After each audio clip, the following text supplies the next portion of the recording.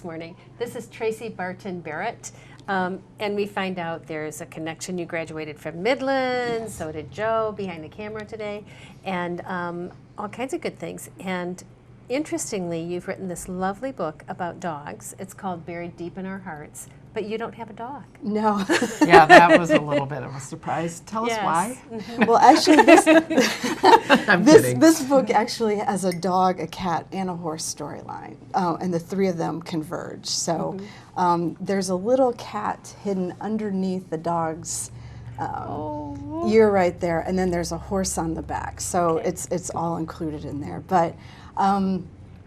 But yeah, with traveling so much right now, and I teach full time, it's difficult to have a dog. So, but any dog that walks by, I'm right there. Yeah. I'm eagle eye on. So someday I'll have a dog. So is this your first novel? It is. It is. It's the closest I'll get to giving birth. So it's my baby. So it's my first novel, and it looks at honoring the connection we have with our animals, because for many people, animals are, veritable members of the family. Oh, they are. We know. Yeah, you have animals we have dogs then? and we're ridiculous about Yeah. it. I know. Yeah. That sounds about right, Yeah. though. That Yeah. sounds about right. So, but unfortunately, with having the animals, they don't live as long as we'd like. So, seeing the end of their life is something that, unfortunately is inevitable. So this book, I created this book to help people through that process. So it's a novel where people could, see themselves in it at their own rate, rather than a self-help book where it's right there. So, it's more discreet, but I do some understanding of the process of grief, because that's my background as well. So I'm a counselor that also helps with people. So is that why you chose to do a fiction rather than a self-help? Yeah, well, that story is interesting because it started out as a self-help book. I was a diligent graduate student, and I always knew I wanted to write a book.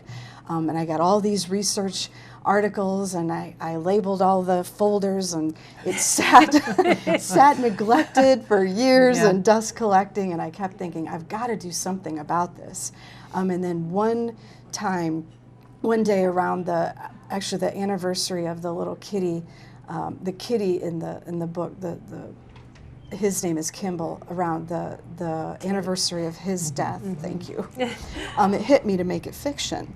But the irony is I never read fiction. Oh. So my mom said, you know what fiction is, right? There are characters and motifs, Yes, and right. I said, yes, I do. And so it just, these characters just needed to tell their story. So I feel like this came from something bigger than myself. It's inexplicable. Interesting. We hear that a lot. Yeah. That the character writes themselves. They do. That it just, They do. You become like the medium for their personality and their voice. That's how I felt. Really? That's how I felt. So Wow. So it wasn't hard. I just think you go from fiction or nonfiction to fiction, it just seems scary. yeah, well, it was. I mean, I'm typing. I'm like, what am I doing?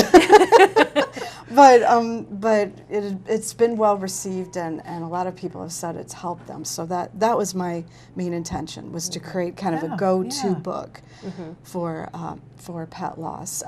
There are book club discussion questions in the back, as well as resources for people too. So, and a list of characters in front.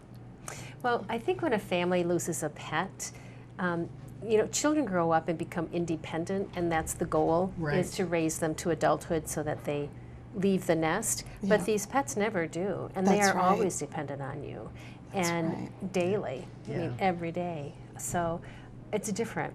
It is. And when that loss happens, it's a daily loss. It hits really hard. It is. It's a part of the routine. Sure.